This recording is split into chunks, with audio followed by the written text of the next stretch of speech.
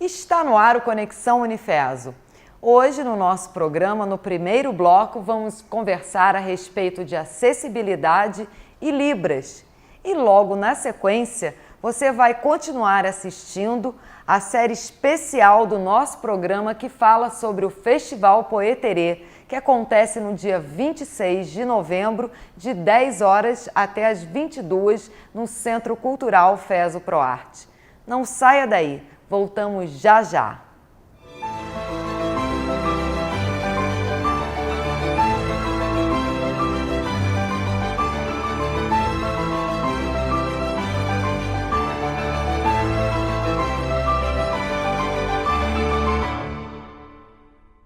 Estamos de volta com Conexão Unifeso, o programa que leva a nossa instituição até você. E hoje vamos conversar com a Rosângela Crisóstomo, que é a pedagoga do Núcleo de Apoio Psicopedagógico e Acessibilidade do Unifeso. Seja bem-vinda, Rosângela. Obrigada. E também temos aqui a Natália Quintela, que é professora de Libras, não é isso, Natália? Isso. Seja bem-vinda também. Obrigada. Então, eu queria que vocês falassem um pouco para a gente, porque muito se fala sobre a questão da acessibilidade. Mas o que é exatamente acessibilidade? Qual a importância? A acessibilidade, ela é importante porque a gente precisa conviver com as diferenças das pessoas. Todos nós somos indivíduos. Só que determinadas diferenças, às vezes, causam algumas limitações no aprendizado, na vida acadêmica do indivíduo ou na própria vida profissional. Então, existem determinadas síndromes que a gente precisa entender para poder atuar melhor com aquele indivíduo. E pensando nisso, foi criada a Lei de Inclusão da Pessoa com Deficiência, que entrou em vigor em 2015, que determina, entre outros ambientes, o que é necessário para garantir que essa acessibilidade aconteça de forma plena. Então, mas além da questão porque quando a gente fala em acessibilidade, né, está muito envolvida a questão da infraestrutura, adequação das cidades, das empresas, mas além dessa questão física, você acha que também exige a acessibilidade exige um esforço de educação? Sim, exige. Inclusive, saber distinguir os conceitos de acessibilidades, porque nós temos a acessibilidade arquitetônica, que você se referiu, por exemplo, o piso tátil, que é colocado para ajudar a guiar o sujeito com baixa visão ou cego, as placas de identificação dos espaços em braille e com letras em relevo, mas, além disso, a gente precisa desenvolver a acessibilidade comunicacional. No caso do surdo, que a Natália vai falar mais tarde, sobre a linguagem brasileira de sinais, as tecnologias assistivas que vão ajudar, por exemplo, no caso de um estudante com baixa visão, um amplificador de tela ou de letra, como que o professor pode se sensibilizar de fazer uma prova com uma fonte maior, ou dependendo da patologia, o contraste de cores, ele de repente permitir que o aluno leve um notebook para a sua sala de aula. Então é preciso desenvolver essa acessibilidade metodológica, que são as adaptações nos recursos didáticos, e a acessibilidade atitudinal, que é fundamental, que é aquela que trabalha no sentido de vencer os preconceitos e as discriminações em relação ao diferente. Porque, por exemplo, quando se fala em TDAH, o transtorno do déficit de atenção e hiperatividade, quando a criança está pequenininha, é normal se ver, é uma criança que está toda hora pulando, subindo nas coisas, não para quieta, mas essa criança cresce. E aí? Ela se torna um adulto. E você não vê um adulto pendurado aí em cortina. Então, como é que nós vamos lidar com um estudante que tem a TDAH? Como é feito esse diagnóstico? Porque quando ele chega ao NAPA, que é o Núcleo de Apoio Psicopedagógico e Acessibilidade, ele precisa trazer um laudo e, de acordo com o diagnóstico, o Manual Diagnóstico e Estatístico dos Transtornos Mentais, isso é feito pelo psiquiatra, esse laudo, o que está agora em vigor é a edição 5, então existem graus, escalas para classificar. Então não é assim uma coisa simples de que a pessoa, eu não consigo prestar atenção em nada, então eu tenho déficit de atenção. Não, precisa de um acompanhamento de mais de 6 meses, ele vai fazer um histórico em relação à vida daquela criança ou daquele adulto. E no caso do adulto, qual a dificuldade que ele vai trazer? Vai ser uma pessoa que tem dificuldade de cumprir aquilo que ele assume como compromisso, dificuldade com o horário.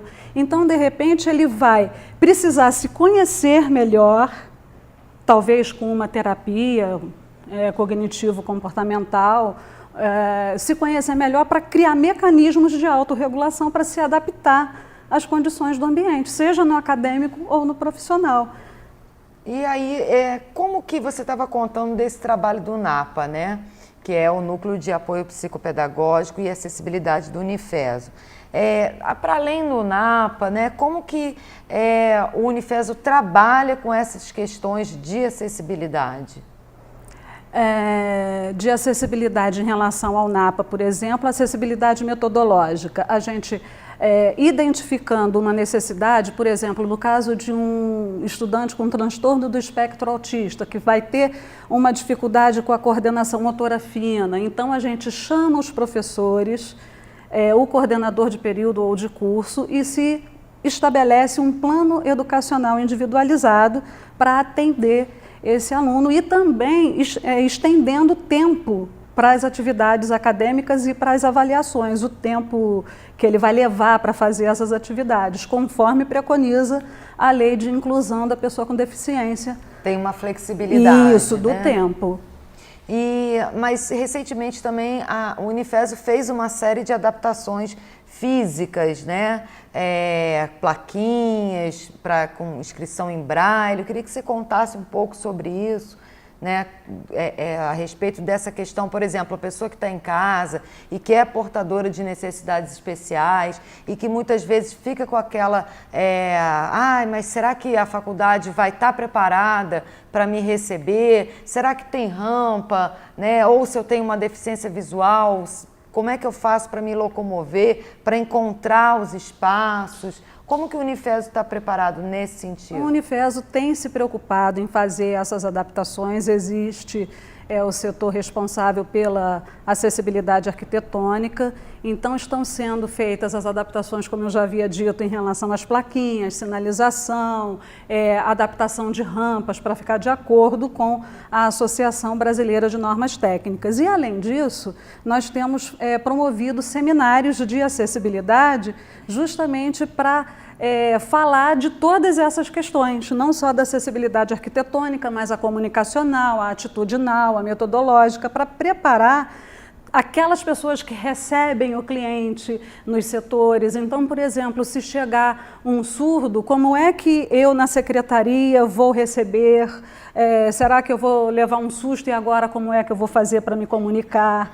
Então, tem existido essa preocupação de fazer essa divulgação em relação à importância da acessibilidade plena.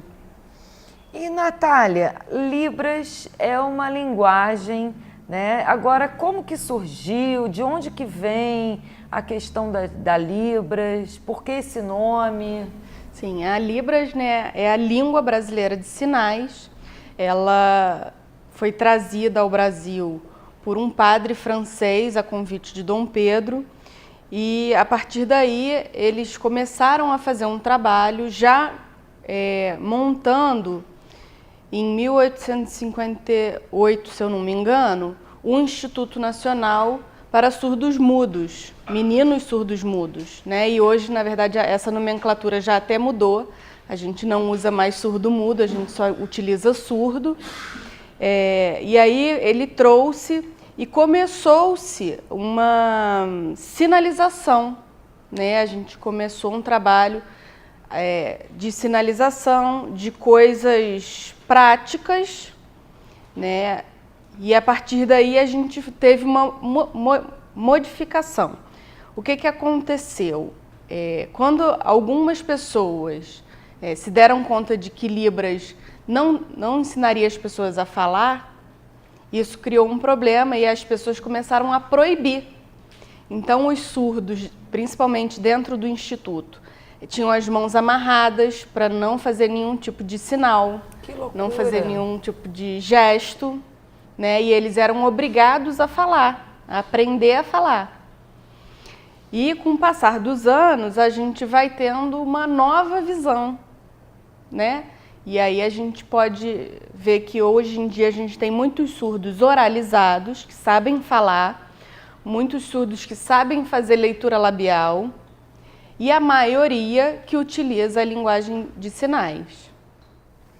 E como que é feita a criação dos sinais, né? Como que você pega uma palavra, né? Eu quero depois que você vai mostrar para a gente, né? Você aprender a fazer aí o unifeso, né? Em Libras, mas isso é para o final. Mas como que vem essa coisa da formação das palavras? A formação das palavras, ela precisa ser criada por um grupo de surdos, né? Então, nós não podemos criar nenhum tipo de sinal, né? Só os surdos, com um estudo, com uma votação, eles criam os sinais e há uma votação da comunidade surda para a aceitação daquele sinal. Quando a gente fez a escolha do sinal do Unifeso, a gente estava com 3 alunos surdos na instituição e cada um fez um sinal e a gente levou, junto com uma palestra, a escolha do sinal, a votação do sinal do Unifeso. Então, foi criado pela comunidade de surdos, junto com os ouvintes, né, e pelo grupo do Unifeso, de professores e alunos. Então, é uma questão que nasce dentro da comunidade, depois é que a gente que aprende, né? Isso. As pessoas que eles não trazem têm para a deficiência. gente, né? Como a gente estava conversando, cada um tem o seu sinal. Então, a partir do momento que você faz parte desse grupo, você ganha um sinal. Então, o meu sinal, o sinal de Natália Quintela, né, que as pessoas vão me conhecer por esse sinal, é o N aqui no nariz. E o meu é o R e um sorriso. Isso. Olha só. E foi o meu colega surdo do curso de Libras básico que eu estou fazendo. É muito interessante, né? Eles acham em você uma característica. O meu é aqui porque eu tenho uma pinta aqui. Então, ele busca na sua característica alguma coisa que chame a atenção dele e cria o seu sinal. E como que o Unifeso tem trabalhado essa questão do curso de Libras, da inserção de Libras dentro das faculdades? A partir de 2002, entrou a lei em vigor dizendo que Libras era a segunda língua do Brasil. Então, nós moramos num país bilíngue, onde temos o português e a linguagem de sinais.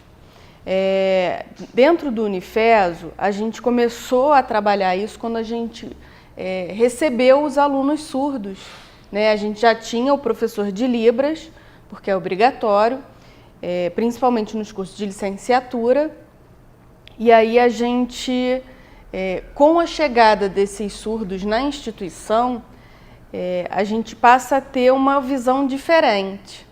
A gente precisou contratar intérpretes de Libras para estarem acompanhando esses alunos. Durante as aulas, a gente tem um aluno que tem um apoio no contraturno. Então, ele estuda de manhã com a intérprete de apoio e à noite ele está em aula, né, no curso de biologia. A gente formou agora, no meio do ano, uma pedagoga surda, né? Então, o Unifeso vem trabalhando isso e vem trazendo a Libras cada vez mais para estar mais presente, né? A gente tem Libras no curso de biologia, no curso de enfermagem, no curso de engenharia.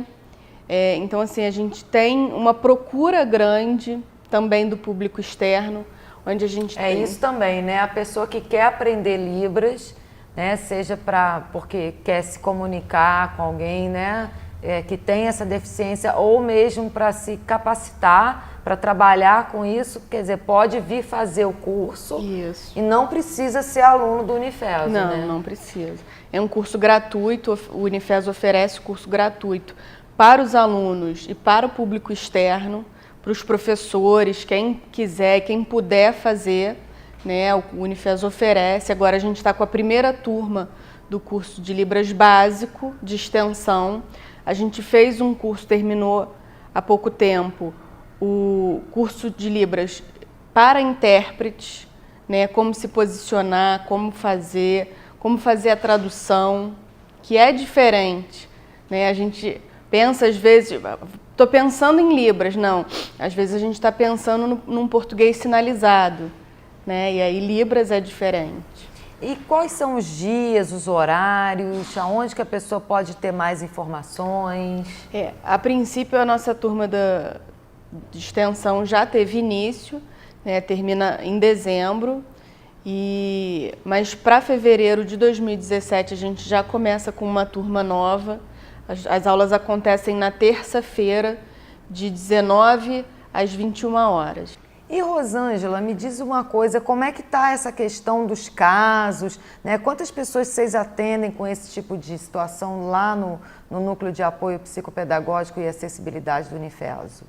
Olha, o programa de acessibilidade teve sua implantação em 2015, mas nós sempre tivemos alunos com necessidades educativas especiais. Só que agora, com essa oficialização desse programa, nós temos, como eu já havia dito, o plano educacional individualizado, nós já tivemos alguns casos de sucesso, que foi fobia social, que a pessoa tinha uma dificuldade de terminar o seu trabalho de conclusão de curso, tanto a parte escrita, ela utilizou a sala de recursos multifuncionais para fazer essa parte escrita, treinou a parte oralizada conosco, casos com TDAH também em relação ao trabalho de conclusão de curso, disfluência verbal, no caso a gagueira, também para o ensaio da parte da apresentação oral. Então, cabe ressaltar que a gente faz um acompanhamento psicológico e um acompanhamento pedagógico. É claro que a deficiência não deixa de existir, mas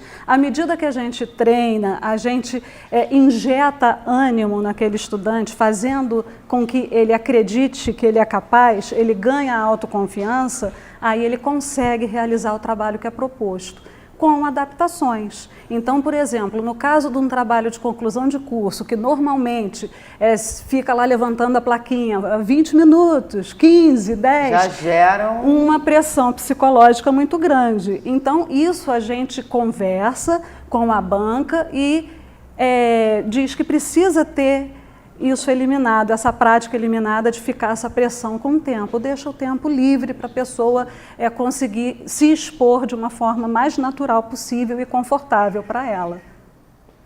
Gente, eu quero agradecer muito a presença de vocês aqui no nosso programa, né? Parabéns por esse trabalho, né? Por estar se preocupando, é uma preocupação do Unifeso de levar a questão da acessibilidade, né? E de uma forma tão séria e tão importante, né?